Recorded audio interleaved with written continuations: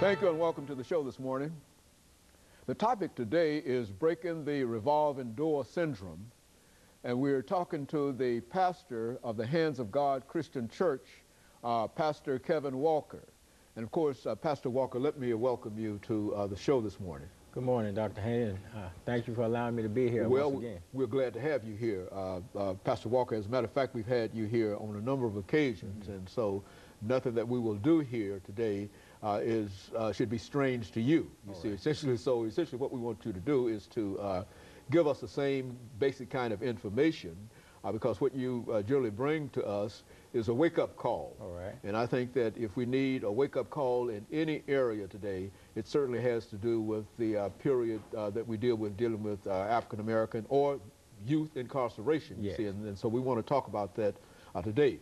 But before we get into that, Pastor Walker, let's have you to give us some information about your background, your education, and some of the things that were important in terms of you establishing the church, the Hands of God Christian Church, and then we'll talk about some of the other problems that you know of. Okay, Dr. Haney, I was born here in Nashville, raised in Nashville. Early part of my life, I lived in North Nashville. I went to the public school systems here in Nashville. I did not graduate from high school. I went to high school, but I was one of those characters during the time, and I was actually thrown out of the school system. But later years, I went to the Navy and got out of the Navy, got a GED through OIC, and from there I went to Tennessee State University for a short period of time.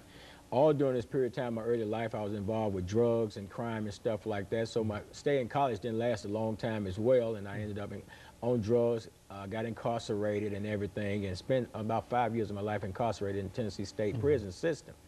And that in and of itself, and experiencing 17 years of drug addiction, has led to my passion for what I do now. I began pastoring the Hands of God. I was called into ministry back on August 24th, 1986.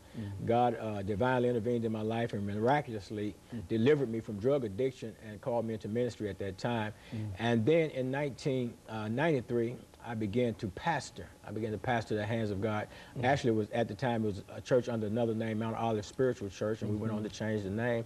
And I actually founded the Hands of God Christian Church back in 1999, of course. And from that point on, I've been pastoring the church, and this is where I am right now in my life today, in terms of background and where I came from and who I am. My real passion in this life, Dr. Haney, is to reach out into where I came from and to make a difference in the lives of people that are yet suffering in incarceration, dealing with drug addiction, dealing with all manner of social evils and ills and the like.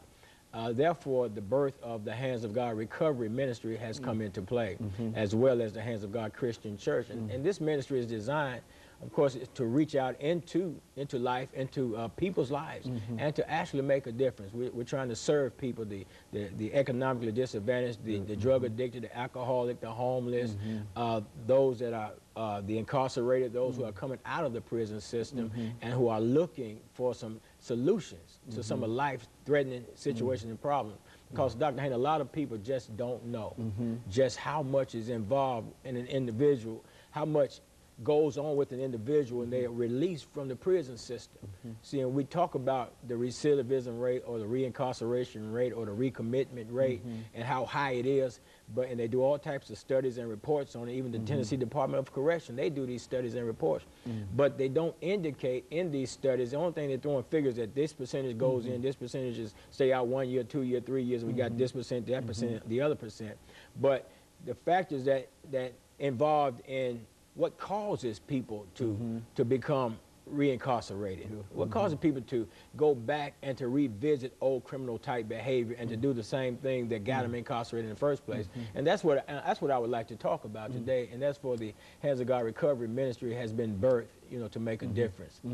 Now before we have our first commercial break, and I think we're getting nearing that now, but when we come back, I want you to also indicate that at one time you worked with another group of inmates. Yes, I did. That even though you mentioned the fact that you've been incarcerated, but that since you've been out, you've been very, very active, in terms of establishing other organizations. And so when we come back, I want you to start off by talking about the New Beginnings organization and how that. that organization came into being.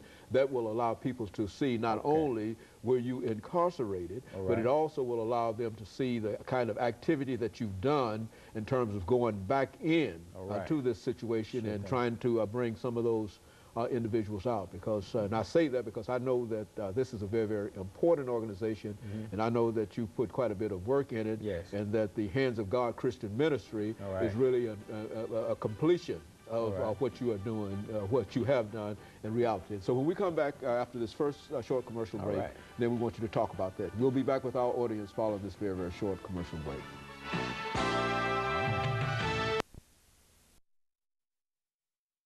About the question of